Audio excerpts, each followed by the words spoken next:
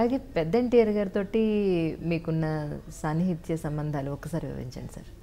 నేను మొట్టమొదటి చెన్నారెడ్డి గారి దగ్గర పిఆర్ఓ2 చీఫ్ మినిస్టర్గా పనిచేశాను. చెన్నారెడ్డి గారి దగ్గర పిఆర్ఓ2 చీఫ్ మినిస్టర్గా పనిచేశానని చెప్పని జనార్దన్ రెడ్డి గారు తర్వాత వచ్చిన వారు కూడా నన్ను పిఆర్ఓ2 చీఫ్ మినిస్టర్గా, డిప్యూటీ సెక్రటరీగా సీఎం ఆఫీస్లోనే ఉంచారు. జనరల్గా గవర్నమెంట్ మారిపోయినప్పుడు ఆ పాత వాళ్ళందరినీ తీసి మళ్ళీ కొత్త వాళ్ళని పెడతారు. కానీ మీ విషయంలో నేను కూడా కావాలని చెప్పని కాగితం సబ్మిట్ చేసినాను. చెన్నారెడ్డి టైంలో నేను ఉన్నాను కాబట్టి ఇప్పుడు మీ దగ్గర నేను ఉండాల్సినంత అవసరం లేదేమో, మీరు తమరు ఆలోచించండి అని చెప్పంటే రమణ నువ్వు తప్పకుండా ఉండాలని చెప్పని ఆయన కూడా పిఆర్ఓ2 చీఫ్ మినిస్టర్. అందరూ కూడా మీరు ఆ గవర్నమెంట్ లేకపోయినా కూడా మీరు ఖచ్చితంగా ఉండాలి అన్న వాళ్ళే ఎక్కువ మంది సార్. ఎక్కువ మంది. అలాగా ఆ తర్వాత ఎన్టీ రామారావు గారి టైంలో నేను ఓల్డ్ సిటీలో కులీ కుతుబ్ షా డెవలప్మెంట్ అథారిటీ అని పాత బస్తీ అభివృద్ధి కోసం చెప్పని ఉంటుంది, అందులో పనిచేయడం జరిగింది. దానికి చైర్మన్గా ఎన్టీ రామారావు గారు, మంత్రులు వాళ్ళందరూ కూడా వెళ్ళి పాత బస్తీలో ఒక తెలుగువాడు, అందులో ఒక బ్రాహ్మడు, మన హిందూ అయ్యుండి తెలుగువాడు అయ్యుండి బ్రాహ్మడు అయ్యుండి 10 ఏళ్ళుగా బ్రహ్మాండంగా పనిచేస్తున్నాడు అని చెప్పి వాళ్ళు చెప్పినప్పుడు 85లో చేరినాను నేను. 95లో ముఖ్యమంత్రి గారి దగ్గర మాట్లాడాల్సి వచ్చినప్పుడు ముఖ్యమంత్రి గారు నన్ను ఏమండి కులీ కుతుబ్ షా గారు అని చెప్పని పిలిచేవాడు. ఆయన అంత ఆప్యాయంగా పిలిచేవాడు. మీ గురించి చాలా విన్నాము, అందుకోసమని మా దగ్గర సమాచార శాఖ కమిషనర్గా బాగుంటుందేమో అని అన్నారు. నేను ఎలాగంటే అలాగంటే అన్నాను. ఆ తర్వాత ఒక సందర్భం ఎలా వచ్చిందనంటే అప్పటి ముఖ్యమంత్రి ఎన్టీ రామారావు గారు, ప్రధానమంత్రిగా పివి నరసింహారావు గారు ఆయన సందర్భంగా వారిని మనం తప్పకుండా సత్కరించుకోవాల్సిన అవసరం ఉంది అని చెప్పినప్పుడు నన్ను పిలిచారు. నేను చీఫ్ సెక్రటరీ అందరం కూడా కూర్చున్నట్టయితే చీఫ్ సెక్రటరీ గారు మనం ఎట్లా చేద్దామంటారు అని చెప్పంటే రమణ గారు చెప్తారండి అని అన్నారు. ఆ సత్కరించుకోవాల్సినటువంటి విధానాన్ని అంతా కూడా నేను దృశ్యమానంగా వారికి ఎప్పుడైతే వివరించినానో, రవీంద్ర భారతిలో మనం నిర్వహించుకుందాం, రవీంద్ర భారతి గేట్ దగ్గర నుంచి లోపల దాకా వారు అలా నడుచుకుంటూ వస్తూ ఉంటే జానపద కళాకారులందరూ కూడా నగారాలు భేరీలు అవన్నీ మ్రోగుతూ ఉన్నట్టయితే ఆ సహజ సిద్ధమైనటువంటి జానపద నృత్యాల మధ్య పివి నరసింహారావు గారిని బయట మనం ఆహ్వానించుకొని వేదిక మీదకి వచ్చేసరికల్లా ఆంధ్రనాట్యంతో మనం వారిని ఆహ్వానించుకుంటే ఆ దీపాల మధ్య పివి నరసింహారావు గారు స్టేజ్ మీదకి రాగానే ఎక్కడ వాళ్ళు అక్కడ లేచి స్టాండింగ్ ఓవేషన్ ఇస్తూ ఉంటే అది చాలా కమనీయంగా ఉంటుందని చెప్పని ఒక సినిమా దర్శకుడిగా ఉండేటువంటి వారికి, సినిమాల హీరోగా ఉండేటువంటి వారికి ఆ దృశ్యమానంగా చెప్పేసరికల్లా ఇది చాలా బాగుంది, దీని ప్రకారమే మనం చేద్దాం. రమణ గారు చెప్పినట్టుగా అన్నీ కూడా రాసేసేసుకొని ఇన్విటేషన్ కార్డ్స్ అవన్నీ కూడా రెడీ చేయండి. అయినా రమణ గారు మీరు సమాచార శాఖ కమిషనర్గా ఎందుకు రాలేదు అని అన్నాడు. రాజు దలుచుకున్న, దేవుడు దలుచుకున్న పూజారి వరమియాల్సిన అవసరం ఉంటుందని మనసులో అనుకున్నాను. ఎవరి మీద కూడా నేను చెప్పలేదు. కానీ నాకు తెలుసు వీరు 4 సార్లు మీరు రావాలి మా దగ్గరికి అంటున్నా అప్పుడున్నటువంటి ముఖ్యమంత్రి గారి యొక్క కార్యాలయంలో ఉండేటువంటి వాళ్ళు ఇతను వస్తే గ్రహణం పడుతుందేమో ఎక్కడన్నా అనేటువంటి అభిప్రాయంతో రాకుండా ఉండడానికి ప్రయత్నం చేసిన వాళ్ళు నాకు తెలుసు. ప్రాప్తం ఎలాగుంటే అలాగ ఉంటుంది.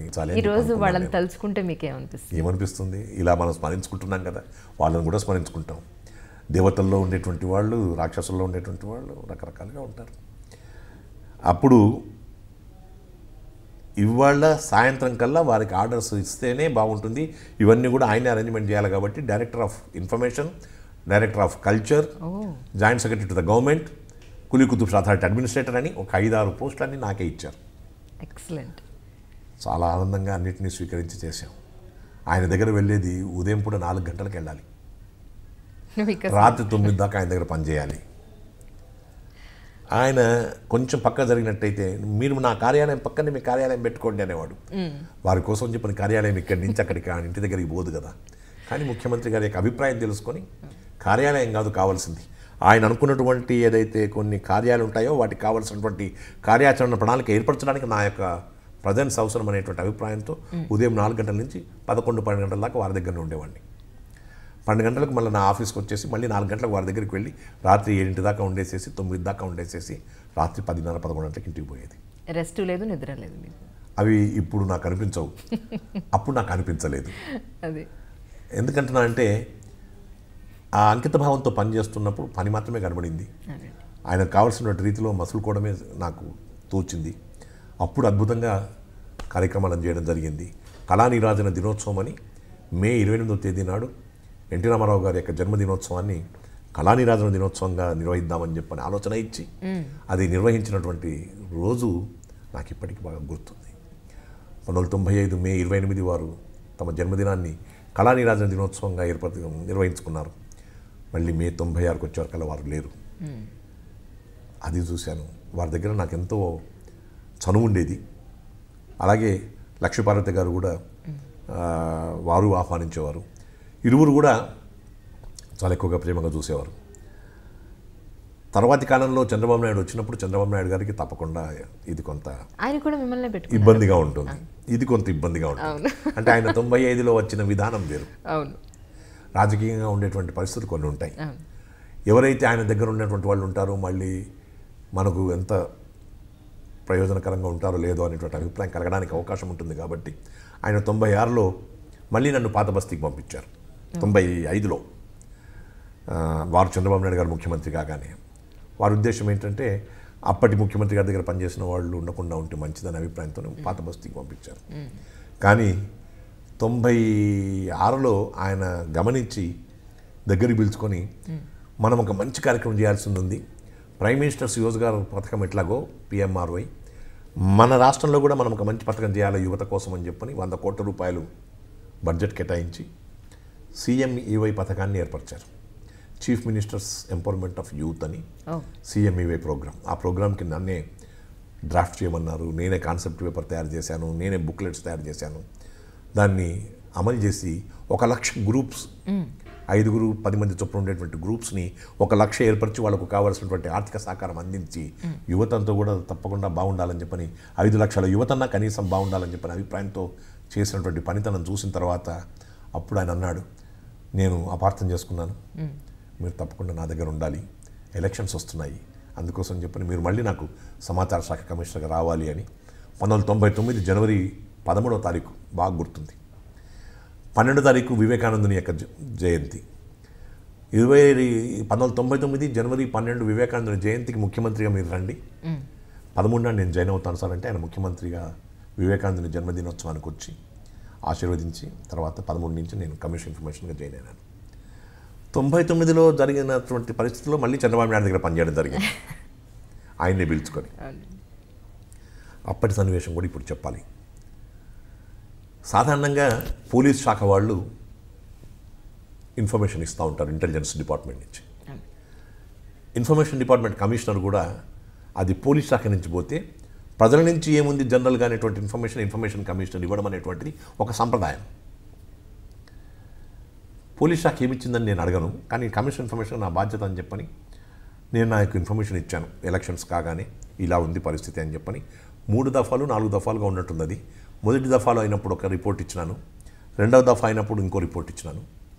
మొదటి దఫా ఎలక్షన్స్ జరిగినటువంటి సందర్భంగా మా అమ్మగారు చనిపోయారు కాబట్టి నేను ఇంటి దగ్గరనే ఉండి రిపోర్ట్ పంపించాను.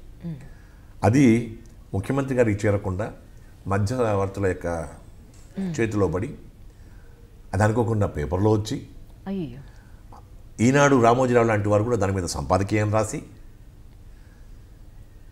తెలుగుదేశంకి అంతగా ఎక్కువగా ప్రోత్సాహం లేదని చెప్పని పోలీస్ డిపార్ట్మెంట్ వారే కాకుండా ఇన్ఫర్మేషన్ డిపార్ట్మెంట్ నుంచి రమణాచార్య లాంటి వారు కూడా రిపోర్ట్ ఇచ్చినారు. కాబట్టి తస్మాత్ జాగ్రత్త అన్నట్టుగా ఆనాటి సంపాదకీయాలు రాసినాయి. అప్పుడు చంద్రబాబు నాయుడు గారికి కోపం తెప్పించిన వారు ఎవరో కూడా నాకు తెలుసు. ఆయనకి లేనిపోని విషయాలు చెప్పి రాజశేఖర రెడ్డి గారికి వీరు చాలా దగ్గర కాబట్టి మనకి ఈ రకమైనటువంటి రిపోర్ట్ ఇచ్చాడు అని చెప్పని ఒక ప్రొవోకింగ్. ఇటువంటి మనుషులు ప్రతి చోట ఉంటారు, ప్రతి చోట ఉంటారు, ప్రతి వ్యవస్థలో ఉంటారు. ఇది అడ్మినిస్ట్రేషన్లోనే కాదు, వ్యాపారంలోనే కాదు. ఒక మనిషి పైకి వెళ్తున్నాడు అని అంటే వెనక్కి ఎలా కాళ్ళు పట్టుకులాగా ఎప్పుడైనా అంతే. మీరు ఎదగడం అనేటువంటిది మొదలుపెట్టిన తర్వాత పక్క నుంచి అలాంటిది కూడా నీడలాగా తప్పకుండా ఉంటుంది. అన్నట్టయితే ఎప్పుడు ఆయన నన్ను ఇమ్మీడియట్గా ట్రాన్స్ఫర్ చేసి ఖాదీ బోర్డుకు పంపించారు. నేను మాట్లాడడానికి కానీ నేను చెప్పుకోవడానికి కానీ నాకు అవకాశం ఇవ్వాల. నేను 2-3 సార్లు వెళ్ళేసేసి ఆయన కలుద్దామని చెప్పి అనుకుంటే కూడా కలవడానికి వీల్లేదని చెప్పమన్నారు మీకు అని చెప్పారంటే ఇంత సిన్సియర్గా పనిచేసే మీకు ఆ టైంలో మానసికంగా ఎంత హింసపడి ఉంటారు? అరే నాకు చెప్పడానికి ఒక అవకాశం దొరకలేదు, చెప్పడానికి కూడా అవకాశం ఇవ్వకుండా, నేను నా తప్పు లేదు అని చెప్పని సమాధానం ఇవ్వడానికి కూడా టైం ఇవ్వకుండా బయటనే నన్ను పంపించేసేసేసి నాకు ట్రాన్స్ఫర్ చేశారు. చాలా బాధ అనిపిస్తుంది సార్. విన్న మాకే ఎలా ఉందంటే ఆ రోజు డైరెక్ట్ అది ఎవరి వాళ్ళకే తెలిసి వస్తుంటుంది. అప్పుడు నేను ఖాదీ బోర్డులోకి చేరాను. ఖాదీ బోర్డులో చేరినప్పుడు ఖాదీ బోర్డులో ఏముంది, ఇది చాలా చిన్నదైనటువంటి ఆఫీసు. ఇక్కడ ఉంటే సాధారణంగా ఒక మంచి పోస్ట్లో ఉన్నటువంటి వాడు ఇక్కడ ఏమిటి అని చెప్పని నన్ను చాలామంది అన్నారు. కానీ నేను ఒకటే చెప్పాను, చిన్న పోస్టా పెద్ద పోస్ట్ అన్నది కాదు, ఖాదీ బోర్డుకు ఇప్పుడు మనం జీవం పోద్దామని చెప్పనేటువంటి అభిప్రాయంతో ఆలోచిస్తే ఆ రోజుల్లో ఖాదీ బోర్డును మూసివేయాలి అని చెప్పని గవర్నమెంట్ తలంచింది. ఖాదీ బోర్డును మూసివేస్తే గాంధీజీ యొక్క ఆశయాలను మీరు మూసివేసినట్టు. గాంధీజీ యొక్క ఆశయాల్లో ఖాదీ ముఖ్యమైనటువంటిది. ఆయన ఆశయాల యొక్క ఫలసిద్ధి కోసం అని చెప్పని ఈ ఖాదీ బోర్డును పెడితే ఈ ప్రభుత్వం తీసివేస్తే చాలా చెడ్డ పేరు వస్తుంది మీకు. కాబట్టి కారణం ఏమిటి చెప్పండి అని అంటే, వాళ్ళకు జీతాలకే మనం ఇవ్వాల్సి వస్తూ ఉంది, నష్టాల్లో ఉంది ఇది బోర్డు అని. నాకు ఒక 6 నెలల టైం ఇవ్వండి, నేను మీకు నష్టాలు లేకుండా చేస్తాను చూడండి అని చెప్పని ఖాదీ బోర్డు అందరినీ కూడా పిలిచి వాళ్ళందరినీ మోటివేట్ చేసి, మీకు మీరుగా ఉద్యోగాలను కోల్పోవడానికి అనుకుంటున్నారా, లేక నేను చెప్పినటువంటి మార్గంలో నడిచి ఖాదీ బోర్డులో ఇంత గొప్పైనటువంటి అవకాశం ఉందని చెప్పని మనం ఈ ప్రభుత్వానికి చాడదామనుకుంటున్నారా అని చెప్పంటే, సార్ మాకు ఈ ఏజ్లో 45 ఏళ్ళు 50 ఏళ్ళు 60 ఏళ్ళ దాకా వచ్చేటువంటి వాళ్ళకి ఈ బోర్డు పోతే మాకు ఉద్యోగాలు పోయినట్టయితే రేపు పొద్దున కుటుంబాలు రోడ్డు మీద పడతాయి, మీరు ఎలా చెప్తే అలా వింటాం సార్ అని చెప్పని 1 మంత్లో వాళ్ళు విని వేపకాయల నుంచి నింబా పౌడర్ తయారు చేశాం. నింబా అంటే సంస్కృతంలో వేప పౌడర్ తయారు చేశాం. వేప యొక్క పౌడరు అది మంచి ఎరువుగా పనిచేస్తుంది. ఇప్పుడు కూడా ఉందండి. వేప పొడి ఎరువుగా పనిచేస్తుంది. అది ఇన్సెక్టిసైడ్గా కూడా పనిచేస్తుంది. క్రిమికీటకాదులు లేకుండా ఉండడానికి కోసం చెప్పని కూడా పనిచేస్తుంది. కాబట్టి వేప పొడి తయారు చేసేసేసి మొత్తం మార్కెట్లో ఇది మార్కెటింగ్ చేద్దామని చెప్పని చేస్తాం. ఖాదీ బోర్డులో సంబంధించినటువంటి మిల్లుల నుంచి బియ్యం తీసుకొచ్చేసేసేసి ఈ బియ్యం ఊరికనే మీరు చేయడం కాకుండా దేవాలయాల్లో ఉండేటువంటి వాళ్ళకందరికీ కూడా పులిహోరకో వాటికో పనికి వస్తుంది. కాబట్టి దీని యొక్క సేల్ మనం పెంచుకుందామని చెప్పి చేశాం. ఆసుపత్రులలో ఉండేటువంటి గ్రీన్ కలర్డ్ బెడ్షీట్స్ కానీ కర్టెన్స్ కానీ ఎక్కువగా ఉంటాయి గ్రీన్ కలర్లో. అలాంటి గ్రీన్ కలర్ క్లాత్ ఏదైతే మనకు కావాలో హాస్పిటల్స్కి ముఖ్యంగా వాళ్ళకి మనం సప్లై చేద్దాం ఖాదీ బోర్డు నుంచి. ఈ చేనేత బట్ట ఈ ఖాదీ బట్టలు ఏవైతే ఉన్నాయో వాళ్ళు తీసుకుంటారు అని చెప్పని వాళ్ళతో మాట్లాడి 1 కోటి రూపాయలు 20 లక్షల రూపాయల 1 కోటి 20 లక్షల రూపాయల లాభాన్ని తీసుకొచ్చాం ఆ 6 నెలల్లో. ఎక్సలెంట్. మా జీతం అంతా కలిస్తే 70 లక్షలు, 1 కోటి 20 లక్షలు. మీకు ఏ డిపార్ట్మెంట్ ఇచ్చినా సరే ఆ డిపార్ట్మెంట్లో ఉన్నటువంటి లాభ నష్టాలు అక్కడున్న పరిస్థితుల్ని మీరు అవగాహన చేసుకొని వాళ్ళని మలుచుకొని ఇందులో మెరుపు ఉంది, ఒక మలుపు తిరిగినట్టయితే కావలసినటువంటి మెలకువలు తెలుసుకున్నట్టయితే ఈ ఆఫీస్ని నిరభ్యంతరంగా నడపచ్చు అని చెప్పి చేస్తే ఆ సందర్భంగా అందరూ కూడా చంద్రబాబు నాయుడు గారు కూడా ఖాదీ బోర్డులో ఇంత స్థితి వచ్చింది అని చెప్పి మేము ఆశ్చర్యపడుతున్నాము. ఎలా జరిగింది నమ్మలేకపోతున్నాము. కాబట్టి ఆనాడు ఖాదీ బోర్డుని మీరు మూసివేయడానికి వీల్లేదు. 70 లక్షల రూపాయలు మేమే సంపాదించుకుంటున్నాము సెల్ఫ్ సస్టైనింగ్గా. కాబట్టి గవర్నమెంట్ మాకు ఇవ్వాల్సినంత అవసరం లేదు. When we're having our own self sustaining type of salaries, there is no burden for the government, therefore don't get it closed అని చెప్పి స్వయం ప్రతిపత్తి గల సంస్థలాగా ఖాదీ బోర్డు తయారు చేశారు. ఇది నడుస్తున్న సందర్భంగా హౌసింగ్ బోర్డులో అది కూడా మూసివేసేటువంటి నష్టాల్లో ఉంది, అది మీ చలవే అని చెప్పి నష్టాల్లో ఉంది, అది కూడా మూసివేయబడేటువంటి సంస్థల్లో ఒకటి. అక్కడ అసెంబ్లీ నడుస్తున్నటువంటి రోజుల్లో అప్పుడు పనిచేసినటువంటి మేనేజింగ్ డైరెక్టర్ కమిషనర్కు కొంచెం ఫేవరెటిజం చేశాడని, బంధువులకు ఏదో ఇళ్ల స్థలాలు ఇచ్చినాడని, ఇళ్ళు పంచుకున్నాడని, అవినీతి పనిచేశాడని, అలాగే అక్కడ ఉండేటువంటి చీఫ్ ఇంజనీరు 3 కోట్ల రూపాయలు లేకపోతే 1 కోటి రూపాయలు బ్యాంక్ లాకర్లో పెట్టారని, ఆయనకు 3 కోట్ల రూపాయలు ఎక్కడి నుంచి వస్తాయని చెప్పని, కాబట్టి ఇక్కడంతా అవినీతి జరుగుతుందని చెప్పని పెద్ద గొడవ జరిగి అక్కడ ఉండేటువంటి కమిషనర్ని ఇమీడియట్గా తీసివేయాలని చెప్పని అసెంబ్లీలో గొడవ జరిగింది. అప్పుడు చంద్రబాబు నాయుడు గారు మంచి నిజాయితీ కలిగినటువంటి ఆఫీసర్ని వేస్తాను నేను అని నన్ను పిలిచి హౌసింగ్ బోర్డుకి పోమన్నాడు. మళ్ళీ పిలిచారు. అప్పుడు అన్నాను నేను, ఖాదీ బోర్డుని పంపించారు. ఖాదీ బోర్డులో ఇప్పుడు నష్టం లేదు, చేశాను సక్సెస్ఫుల్గా ఉంది. ఇప్పుడు మళ్ళీ నన్ను హౌసింగ్ బోర్డుకి పంపిస్తున్నారు. అంటే ఇప్పుడు అంత గొడవ అవుతుంది. మీరు ఒక్కసారి వెళ్ళినారు అని చెప్పంటే అంత సద్దుమణుగుతుంది అసెంబ్లీలో. ఇక నాకే బాధ ఉండదు. ఈ ఒక్కసారికి మీరు దయచేసి యూ ప్లీజ్ ఎక్కడ రిపేర్ అవసరం ఉందో డాక్టర్లో మీరు ఎక్కడ రిపేర్ అవసరం ఉందో అక్కడికి నేను మెకానిక్ గాను డాక్టర్ గాను పోవాల్సి వచ్చింది. హౌసింగ్ బోర్డు దగ్గరికి వెళ్ళినప్పుడు ఇది కూడా ఈనాటి ఆఫీసర్స్కి కానీ యువతకు కానీ చాలా స్ఫూర్తి కలిగించేటువంటి విషయం. అందరూ నిరాశలో ఉంటారు, నిరాశావాదం అలుముకుంది. ఎందుకంటే ఇది క్లోజ్ చేస్తారు కదా అని. ఈ ₹1 కోటి 3 కోట్ల రూపాయలు బ్యాంక్ లాకర్లలో ఉండి అవినీతిగా ఉంది అని చెప్పని ఎప్పుడైతే ప్రచారం జరిగిందో అందరిలో కూడా మరింత విషాదం అలుముకుంది. ఎందుకంటే మేమంతా బదనామైపోయినామని, అప్రతిష్ట పాలైపోయినామని.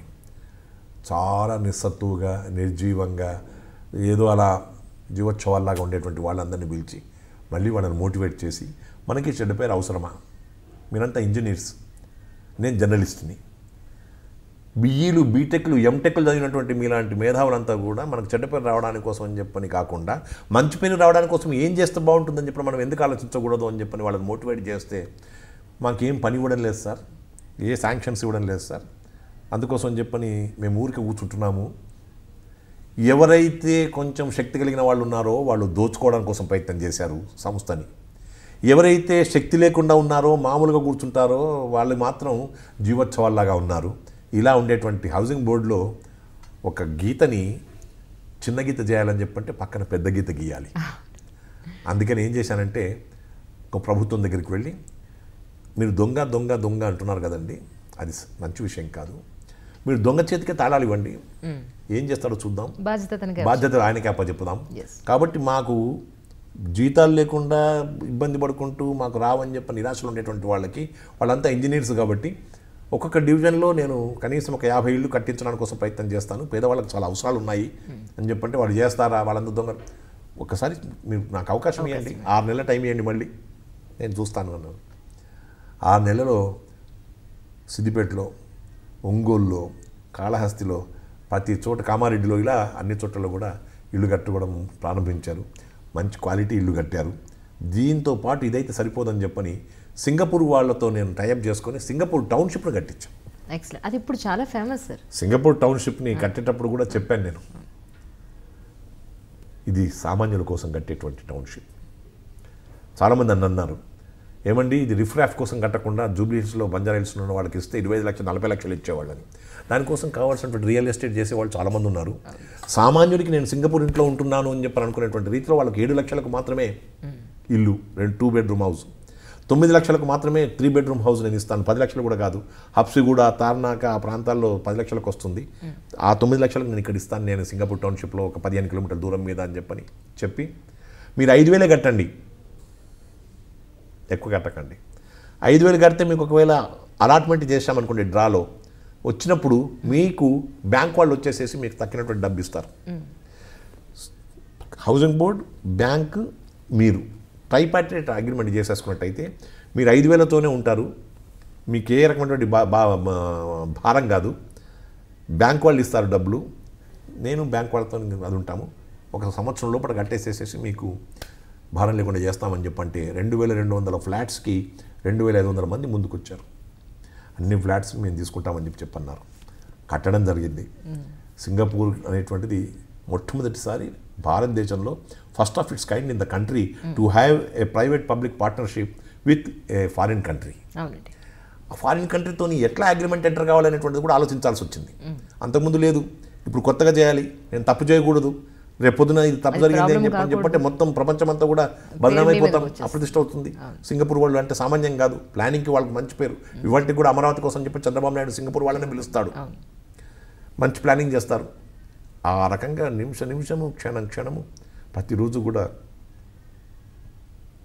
సింగపూర్ టౌన్షిప్ కోసం కృషి చేసి దాన్ని ప్రారంభింపజేసుకున్న రోజుకి అప్పటి గవర్నమెంట్ లేదు, రాజశేఖర రెడ్డి గవర్నమెంట్ వచ్చింది.